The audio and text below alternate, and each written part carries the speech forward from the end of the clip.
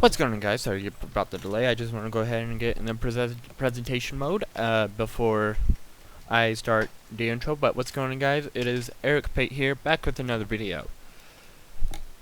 You might want to know what accident. The flight number you see on your screen is KLM flight 4805, and if you want to know which exactly went wrong with that flight, if you have not heard about the Tenerife airport disaster, you can learn a little bit about it today.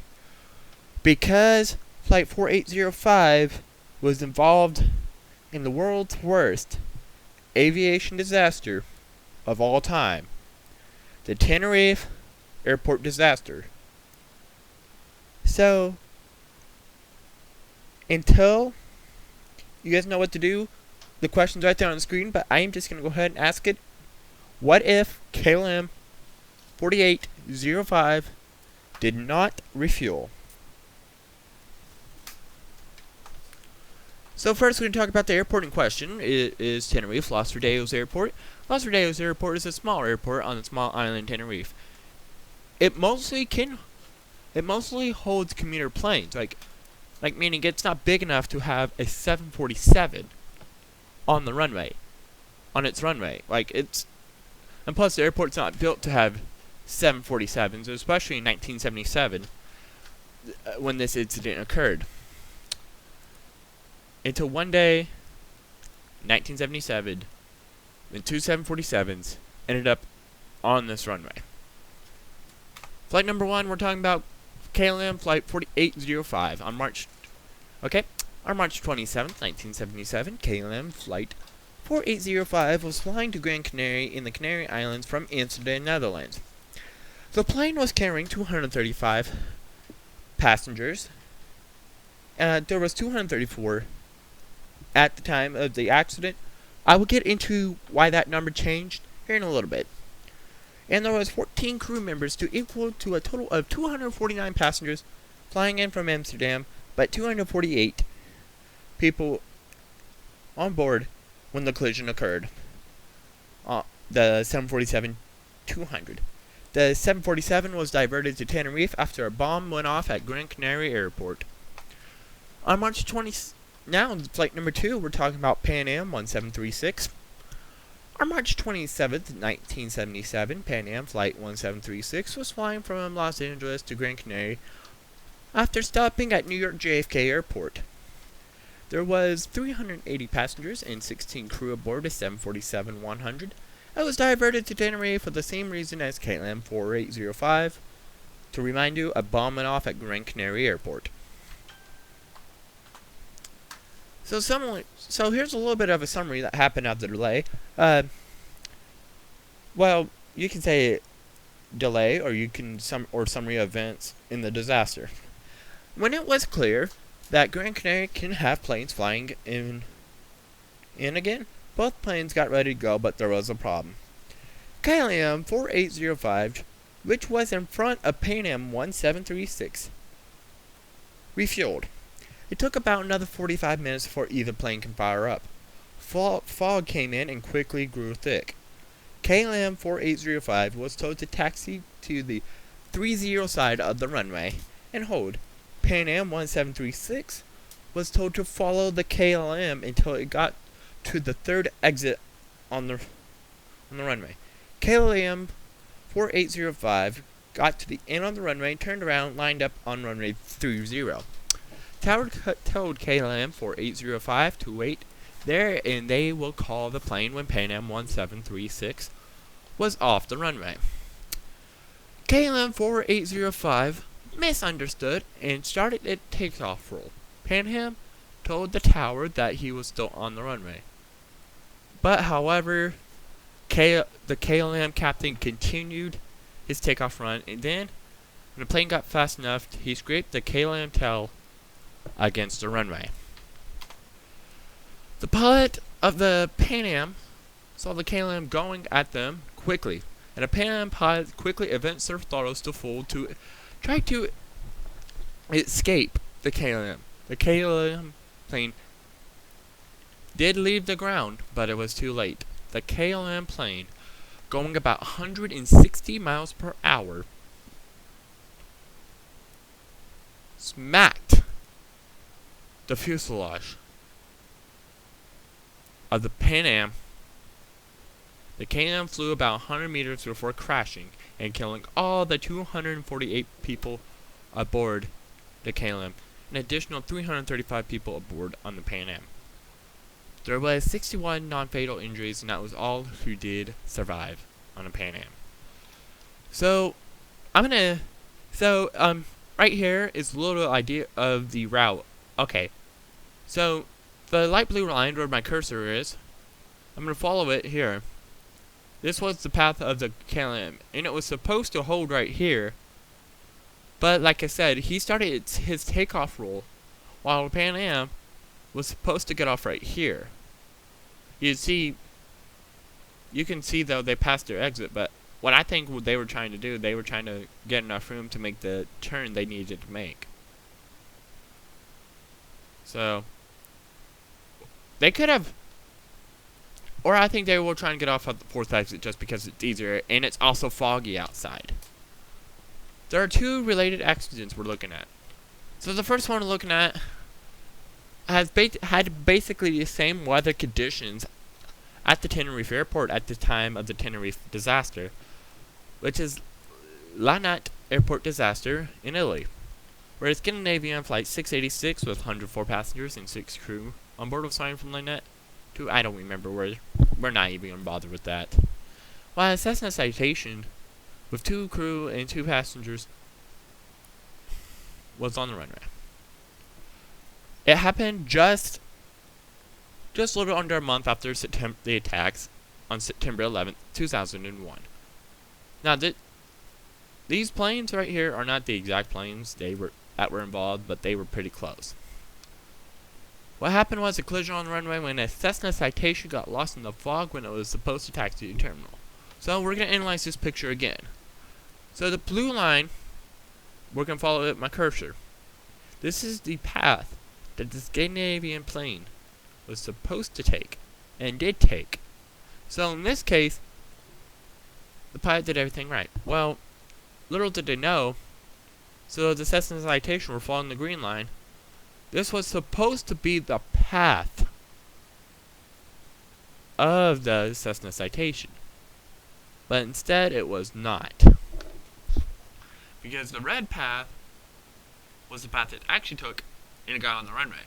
As you can see there, as you can see in this picture right here, that did not work out too well. The MD-80 clipped the Cessna Citation and then smashed into an airport hangar, killing all 114 people on both aircraft. That is all 4 people on a Cessna and all 110 people on the MD-80. But here's the thing. Not even traffic controllers knew, in the control towers right here, not even their traffic controllers knew that the Cessna Citation was on the runway.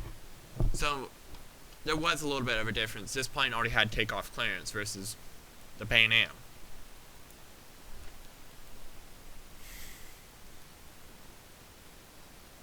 So, related accident number 2. Well, this one didn't have the same weather conditions, but might as well relate to this one since visibility, like in Tenerife, visibility was a problem. So, reason why I chose this one is visibility was an issue in this one too. If you want to know how visibility was an issue in this one, I'll get into a little bit more detail here in a second. So it happened on February 1st, 1991, when US Air 1493 with 83 passengers and 6 crew aboard was flying from Syracuse to Washington, D.C. to Cincinnati? No, Columbus. Then to Los Angeles, then to San Francisco. And then we got a SkyWest plane operating flight 5569, 10 passengers and 2 crew, LAX to Palmdale. What happened exactly was there was a collision on the runway when a light pole was blocking the view of the air traffic controller on duty for runway 24 left. that she could not see the Skywest plane. The controller did not totally forgot the Skywest plane was on the runway until a short time after the accident. Now, not only would I say that, so I've mentioned visibility. Reason why I chose this one for visibility, well, here's why I chose this one for visibility. There was a light pole blocking the controller's view to runway 24 left, so she could not see if there was a plane. And it was also, as you can tell in this picture, it was also dark out. So personally,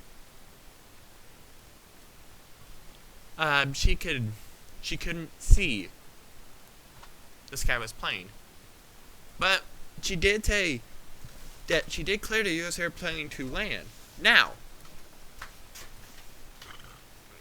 according to the CVR,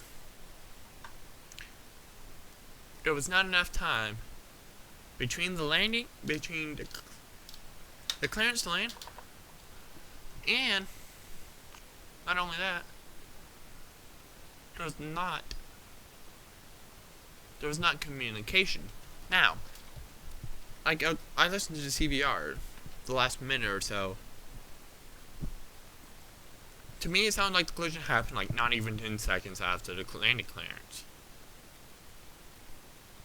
But Skywest plane should have been fast enough. Said, "I'm still on the runway." I still think the collision would have been what still had happened. This is the person we were talking about earlier when I said there was one person who chose not to reboard the KLM flight. Robina Van Lashot. I don't know how to say that, so I'm sorry if you're watching this. I'm sorry I said your name totally wrong. But she flew on flight 4805 from Amsterdam. But when the plane got into Los Rodeos airport, the captain decided to let everybody off and stretch their legs, whatnot, and have the passengers deboard. But since she actually lives in Tenerife, she was supposed to be on a plane the next morning from Gran Canaria to go to Tenerife, actually. So she didn't see a point on getting back on the plane, just to come back not even 24 hours later, if she was already going to be in Tenerife. So she decided not to get back on board and stayed back. By doing that, she basically saved her own life. Because I can't, if she's not, well, she could have died that day if she chose to get back on board. Now, earlier question, what if KLM 4805 didn't refuel? We're still putting in that 45-minute delay.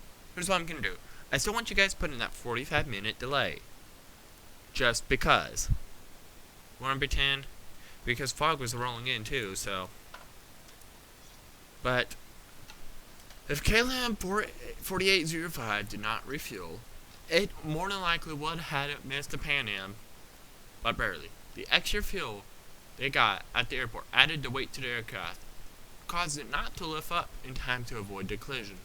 583 people's lives were lost on that day. All of them are not forgotten. Tenerife to this day, not counting the attacks on September 11th, is the world's worst aviation disaster of all time. So, a lot of people keep saying that. So, real quick, before I end the video, I just want to say something to you guys. I myself do not count September 11th as an aviation disaster. Yes, I understand I might just cause some controversy. Some people are saying, well, 4 planes crashed that day. 4 planes that were crashed that day because of terrorists. 19 terrorists took down those 4 planes. So to me, that was an aviation disaster. That was a terrorist attack. Anyway, let me know in the comment section below, what do you think would have happened if KLM 4805 did not refuel? Do you think 583 lives would have been lost? Let me know. Like, subscribe, comment, favorite, be nice, cool, be awesome. Eric Pate. Don't do it to heaps. And I will see you guys later.